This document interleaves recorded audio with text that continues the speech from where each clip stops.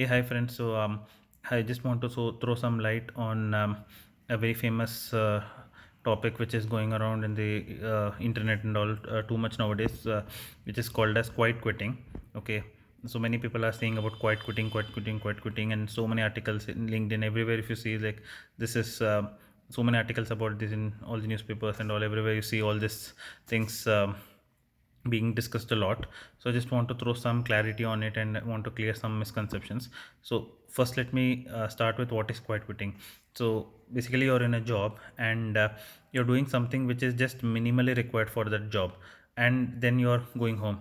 Okay, so you're not trying to grow or add some new skill sets or improve your productivity, and or maybe spend some extra time if required. All those things you're not doing. You are just like whatever is minimally required for the role in which you are. So that much only you're doing, and then that's it. So now coming to the point, that when is quiet quitting recommended? Okay, so quiet quitting is recommended if you have a plan B. Okay, as simple as that. So you are in a job, but you don't like the job, the domain. Okay, and you want to change the domain, but that is the job which you have currently got as of now, the job which you are having, and you feel that okay, this is not where you want to be and you want to be in some other domain, but in campus you got this job only, for example. So then you can uh, take the job, okay, because you need some job, and then you can prepare for some other domain parallelly. And then once you feel that you have the relevant skill sets, then you can make a switch into the other domain. Or second example is, like, say you want to do some post graduation, you want to do MBA or some master degree, and then you feel that having some years of work experience will add value to the resume, and then you will save some money as well. So in that case also, you can do this quiet quitting, that you can save money and just do the minimum to survive in the job. Then once you get that 2 3 years of experience in place, then you can just put in your papers and leave the job, right? So in these scenarios, or you can do quite quitting. And then the third scenario is like you want to save some money to start your own a startup, or say some business which you want to do. And you, as of now, you don't have the money, or you have the ideas for the business, but that ideas are not fully consolidated. So in that case, you need some breathing space to you know uh, accumulate money, as well as to collect the funds also required, so that you have some emergency funds or some buffer. And then you consolidate your ideas also properly, and then you leave the job and start your own thing. So these 2 3 scenarios which I have just explained, in that case, quiet quitting you can do.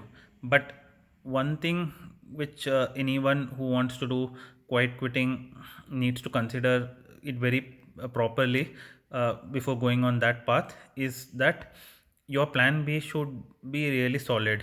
Okay, because the point is that if your plan B is not that solid, okay, you're still like, say, I'm figuring it out, or no, I'm figuring it out, and like that, and it takes like, say, 5 6 years of figuring it out only.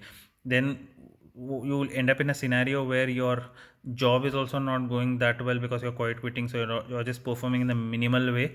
And then your plan B is also not figured out. So in that case, you end up in a situation where you're not growing also in your job, and as well as you're not getting your plan B also executed. So that becomes a very dangerous scenario.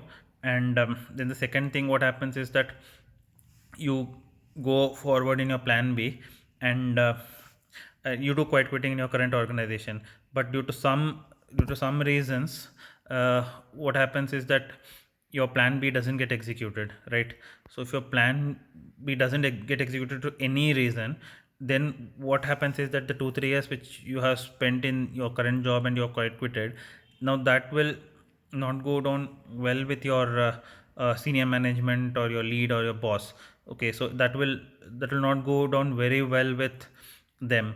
So that trust and that rapport which you could have developed if you had worked harder in the organization, now that rapport will not be developed. right? So in that case, what will happen is, now you feel that okay, my plan B hasn't worked, so now you want to feel that okay, now let me work on this job only better.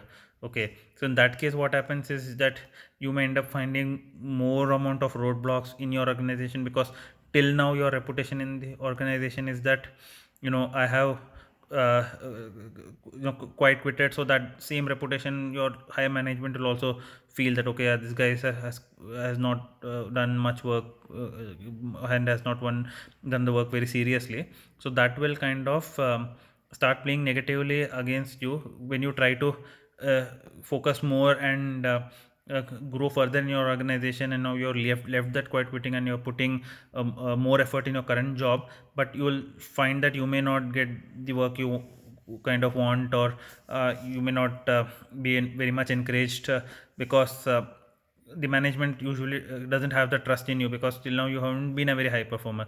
Okay, so point is that if you are choosing this path of quiet quitting, okay, so one thing is that make sure that your plan B is very solid.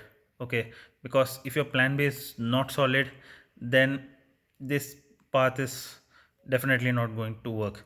So okay, so but if your plan B is solid, and you feel that in the next 2 3 years you can put your plan B into fruition, then I can say that yeah, you can go ahead with quiet quitting. But if you are 50-50% also not sure that your plan B will not work, then I recommend that reconsider your decision to quiet quit. Thank you.